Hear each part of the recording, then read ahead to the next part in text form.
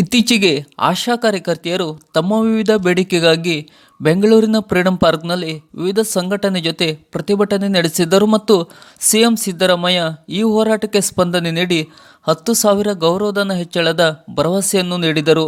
ಅಲ್ಲಿಗೆ ಆಶಾ ಕಾರ್ಯಕರ್ತೆಯರಿಗೆ ಈ ಹಿಂದೆ ನೀಡುತ್ತಿದ್ದ 8,000ಕ್ಕೆ 2,000 ಹೆಚ್ಚಳವಾಗಿ ಒಟ್ಟು 10,000 ದೊರೆಯುವಂತಾಗಿತ್ತು.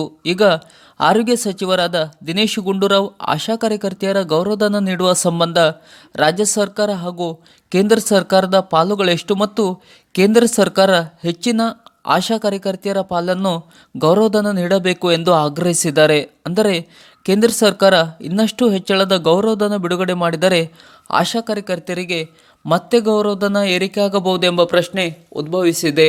ಹೌದು, ಆಶಾ ಕಾರ್ಯಕರ್ತೆಯರಿಗೆ ಏಪ್ರಿಲ್ ತಿಂಗಳಿಂದ 10,000 ಮುಂಗಡವಾಗಿ ನೀಡಲು ಈಗಾಗಲೇ ತೀರ್ಮಾನಿಸಲಾಗಿದೆ.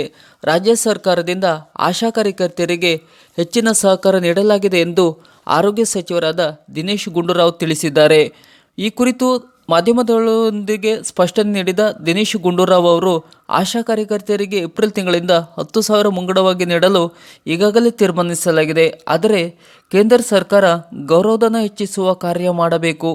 ನೀವು ಸಂಸದರು ಕೇಂದ್ರದಲ್ಲಿ ಪ್ರಭಾವ ಬಳಸಿ ಆಶಾ ಕಾರ್ಯಕರ್ತೆಯರಿಗೆ ಗೌರವಧನ ಹೆಚ್ಚಿಸುವಂತೆ ಒತ್ತಾಯಿಸಿ ಎಂದು ಶಾಸಕ ಹರೀಶ್ ಪೂಂಜಾ ಅವರಿಗೆ ಸಚಿವ ದಿನೇಶ್ ಗುಂಡೂರಾವ್ ತಿಳಿಸಿದರು. ಇನ್ನು ಆಶಾ ಕಾರ್ಯಕರ್ತೆಯರಿಗೆ ರಾಜ್ಯ ಸರ್ಕಾರ 5,000 ಗೌರವಧನ ನೀಡುತ್ತಿದೆ. ಕೇಂದ್ರ ಸರ್ಕಾರ 3,000 ನೀಡುತ್ತಿದ್ದು ಅದರಲ್ಲೂ 40% ಪಾಲನ್ನು ರಾಜ್ಯ ಸರ್ಕಾರವೇ ಭರಿಸುತ್ತಿದೆ.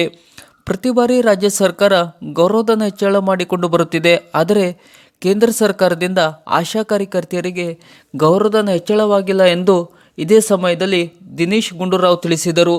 ಇದು ರಾಜ್ಯ ಆರೋಗ್ಯ ಸಚಿವರ ಕೊಟ್ಟ ಹೇಳಿಕೆ. ಕೇಂದ್ರ ಸರ್ಕಾರ ಇನ್ನೂ ಹೆಚ್ಚಿನ ಅನುದಾನ ಬಿಡುಗಡೆಗೊಂಡಲ್ಲಿ ಮುಂದಿನ ದಿನಗಳಲ್ಲಿ ಆಶಾ ಕಾರ್ಯಕರ್ತೆಯರಿಗೆ 12,000 ತನಕ ಗೌರವಧನ ಸಿಗುವ ಸಾಧ್ಯತೆ ಉಂಟು.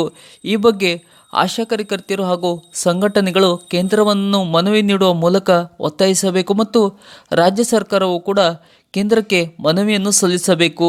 ಏಪ್ರಿಲ್ ಗೌರವಧನದ ಹೆಚ್ಚಳದ ನಂತರದ ದಿನಗಳಲ್ಲಿ ಕೇಂದ್ರ ಸರ್ಕಾರ ಏನು ಪ್ರತಿಕ್ರಿಯೆ ನೀಡಲಿದೆ ಎಂಬುದು ಕಾದು ನೋಡಬೇಕಾಗಿದೆ.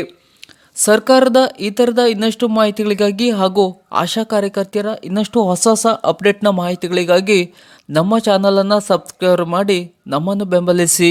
ನಮಸ್ಕಾರ.